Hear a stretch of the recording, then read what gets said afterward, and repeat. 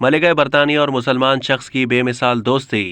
बरतानिया के मलिका विक्टोरिया ने अपनी जिंदगी के आखिरी 13 सालों का एक बड़ा हिस्सा अपने हिंदुस्तानी मुंशी अब्दुल करीम के साथ गुजारा है। उस वक्त महारानी अपनी उम्र की 70 की दहाई में थीं। अब्दुल करीम बहुत जवान थे। करीम आगरा की जेल में क्लर्क की मुलाजमत करते थे। उनकी सालाना तनख्वाह 60 रुपए थी। उनको आगरा से मलिका विक्टोरिया की खिदमत करने के लिए भेजा गया था, लेकिन 1 साल के अंदर ही वो किचन बॉय की फहरिस्त से निकलकर महारानी के मुंशी बन गए और धीरे धीरे वो मलिका के सबसे करीबी लोगों में शामिल हो गए। अब्दुल करीम जब इंग्लैंड पहुंचे तो उनकी उम्र महज 24 साल थी। वो देखने में खूबसूरत थे। महारानी को इंडिया के बारे में मालूमात हासिल करने का बहुत शौक था। अब्दुल करीम के जरिए उन्हें इंडिया के बारे में जानने का मौका मिला। हिंदुस्तान की मलिका होने के बावजूद उन्हें कभी वहां जाने का मौका नहीं मिला, क्योंकि वो समंदर के जरिए सफर नहीं कर सकती थीं। अब्दुल करीम महारानी विक्टोरिया के उर्दू के उस्ताद भी बन गए।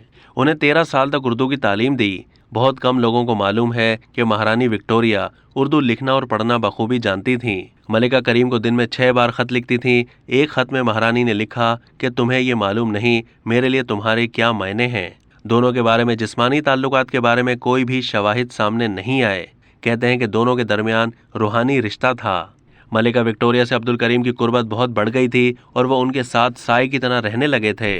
एक बार जब वो बीमार पड़े तो रानी शाही जवाबित की खिलाफ वर्जी करते हुए उनकी आयादत के लिए उनके घर चली गईं। कभी कभी तो वो करीम का तकिया भी ठीक कर देती थीं। जब करीम बिस्तर से भी नहीं उठ पा रहे थे तो मलिका विक्टोरिया दिन में 2 बार भी उनके घर जाने लगीं।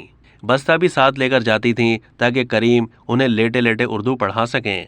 मलिका विक्टोरिया ने अब्दुल करीम को आगरा शहर में 300 एकड़ की जागीर दिलवाई और बरतानिया में अपने तीनों शाही महलों में अलग अलग घर भी दिलवाए।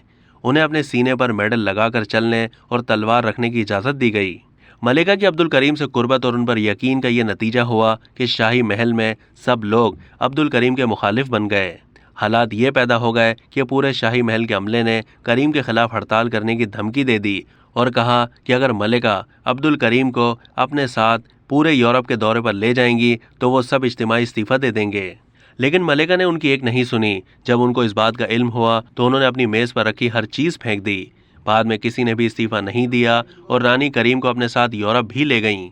22 जनवरी 1901 को जब मलिका विक्टोरिया की वफात हुई तो कुछ ही दिन के बाद अब्दुल करीम पर शाही खानदान टूट पड़ा।